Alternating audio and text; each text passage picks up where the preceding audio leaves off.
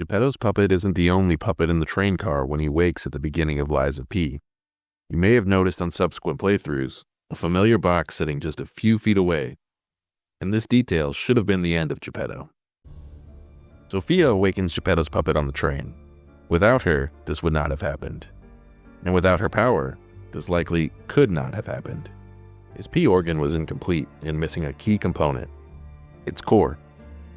Surely without its core, the heart would be inoperable, and we already know that a puppet can't operate without its heart. Geppetto's plan could not have been wait for the blue fairy to show up and magically jumpstart it, because that's silly. So it's most likely Geppetto left to go get that missing part. Luckily, he knew just where he could find one, and the defective police mascot that hangs around City Hall. That sounds very dangerous.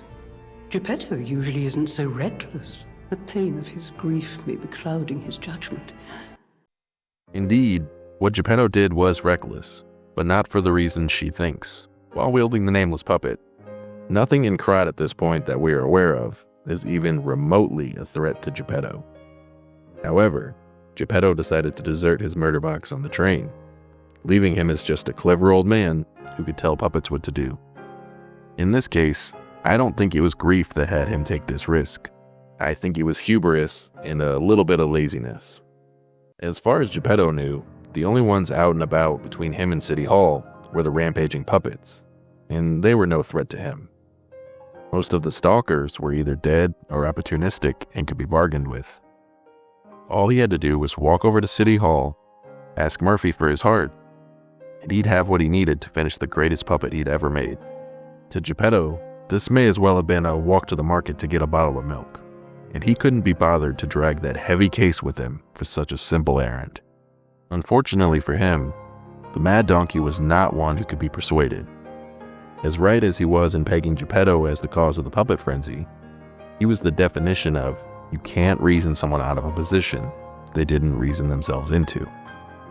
When he came across Geppetto in front of City Hall, he locked the gate and trapped him in a carriage on Alchemist Bridge. Unarmed and away from any puppets, and with no chance of talking his way out of trouble, Geppetto was helpless. He should die here. In fact, it's likely that he has, in other rewound timelines. Fortunately for him, and ironically Krat, Sophia bailed him out. When I say Geppetto should die here, it's not a criticism of the story. I mean that without intervention from a listener who can rewind time and wake up unfinished puppets, Geppetto answers for his crimes here. The great Giuseppe Geppetto was meant to be killed by a crazy ass stalker before he can even finish phase 2 of his master plan, because he couldn't be bothered to bring his suitcase with him. As much as he deserves it, this is a terrible outcome for Krat. Geppetto dying this early, with or without his puppet being awakened, very likely ends with the alchemists kicking off their plan, basically unopposed. Despite all his lies and obfuscation, Geppetto is a major driver in the discovery and eventual stopping of the alchemist plots. The what-ifs are increasingly dire the earlier you kill him off in the story, and I think Sophia is aware of this, as saving him is her primary focus as soon as his puppet awakens. After being freed from the carriage, you may notice if you rest, he disappears from the bridge, but doesn't appear at the hotel yet. He's taking the scenic route. After you defeat the scrapped watchman, his room opens and he's there, but something else changes. If you go back to the original train car, his murder box is now gone.